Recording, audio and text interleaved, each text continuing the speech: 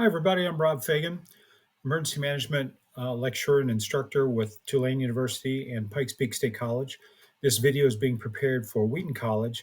And today in disaster response, we're talking about coordination structures, which are the frameworks that help many different groups, government agencies, nonprofits, private companies, and community organizations work together effectively during emergencies.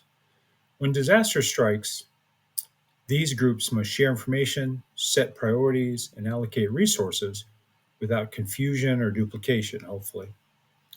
At the heart of this coordination in the United States is the Incident Command System, or ICS. ICS is the command and control function of the National Incident Management System, or NIMS. ICS is a standardized structure that organizes teams, assigns clear roles, and ensures that everyone is working toward common objectives. And having worked in it for several years myself, it really works. You don't need to fight ICS. That battle has already been fought a lot. But adapt it, work with it, learn it, and it will go a long way in helping you when you report to some form of incident or emergency or disaster. And there are many types of state, local, federal, volunteer organizations working together. It works quite well.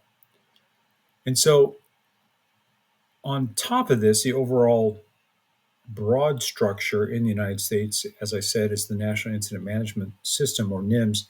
This builds on ICS by providing a nationwide template for how all levels of government and their partners coordinate, no matter the type of size or incident.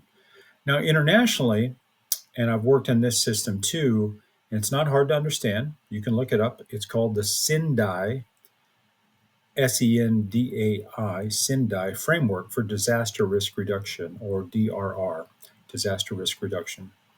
These complements these systems that we talked about in the United States by emphasizing the need for strong coordination before disasters occur. This encourages other countries and communities to reduce risks through planning, preparedness, and resilience building activities that involve all sectors of society.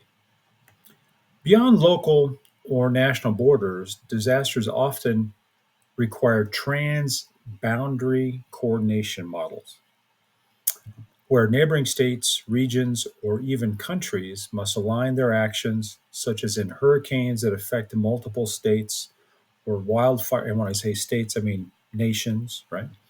Or wildfires that cross borders. The Sendai framework highlights the importance of regional and international cooperation in these situations, calling for joint action and shared knowledge to manage shared risks.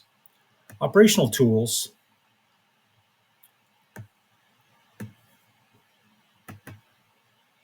like emergency operations centers, EOCs, situation reports, mutual aid agreements, and resource tracking systems enable these large-scale, multi-jurisdictional efforts to stay coordinated.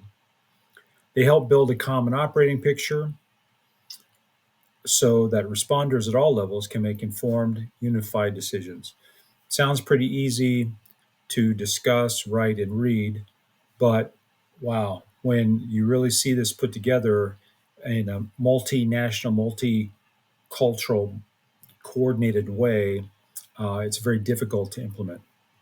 Importantly, disaster coordination involves both formal mechanisms, as we just discussed, such as legal authorities, emergency plans, mutual aid agreements, financing, but they also involve informal mechanisms, which I might add, I think most of the work really gets done at the operational and tactical level.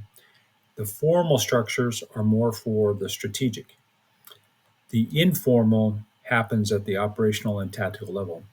These are personal networks, trust, and community connections that have to be built before the disaster. Those of us in emergency management have this trite phrase where we say you should exchange business cards before the disaster. And that means you need to know people that you're going to be working with when emergencies arise. These connections and networks and trust influence who gets a seat at the table and how decisions are made under pressure. The Sendai framework reinforces that reducing disaster risk and responding effectively requires inclusive coordination, ensuring vulnerable groups, marginalized communities, and local actors are part of planning and response. So decisions reflect the needs and strengths of the entire community. Under stress, it is often these relationships and the ability to build partnerships quickly that determine how well the response succeeds. So I think that's enough about disaster coordination, both their informal and informal ways of organizing. Thank you very much, and I hope you have a crisis free rest of your week.